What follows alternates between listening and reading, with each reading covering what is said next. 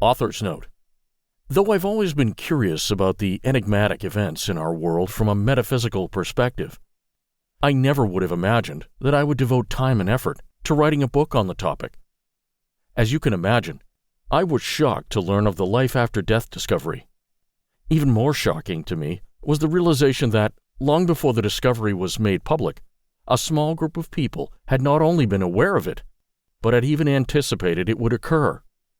These mysterious individuals, endowed with mystical experiences and enlightened knowledge, had arranged themselves into well-organized groups and were gathering frequently to disseminate their amazing knowledge. Knowledge that persistently caused me to reevaluate my own scientific training and worldview. The more I immersed myself in this field of study, the more I recognized that there was more going on in the world, and what I learned would ultimately change my perspective on life. Chapter 1.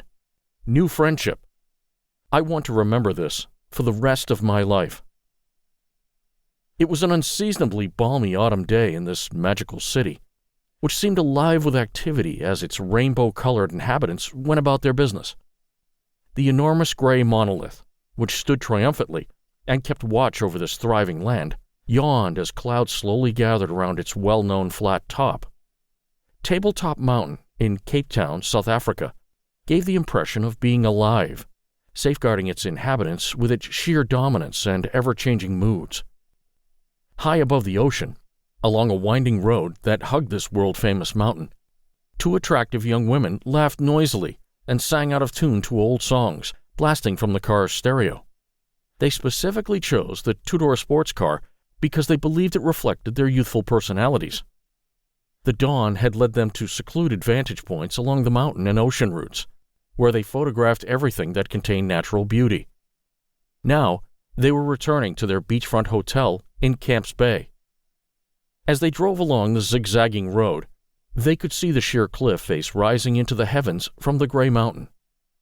On their left was a precipitous plummet to the raging Atlantic Ocean.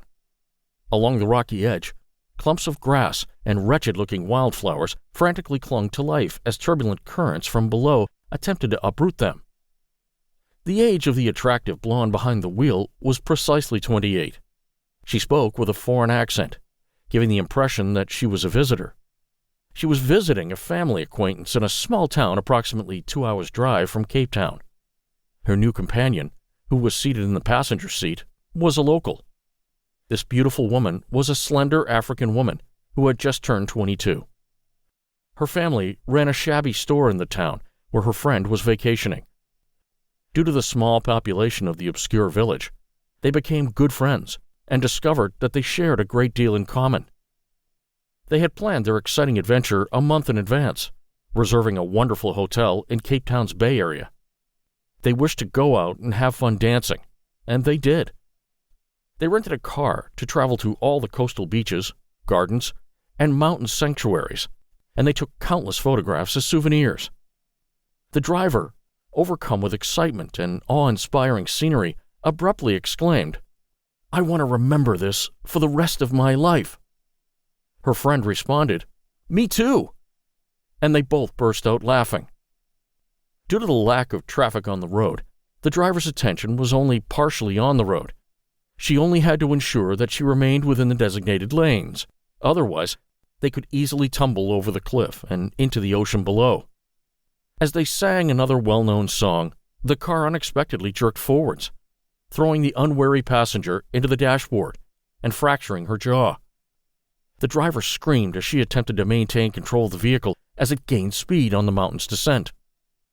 The young African woman was desperately attempting to stem the flow of blood from her nose and mouth as she grabbed the door handle for support, screaming for the driver to stop. The driver soon realized that the brakes were not functioning. She attempted to keep the car close to the mountain so that it wouldn't fall into the sea below, but the small red car suddenly spun around,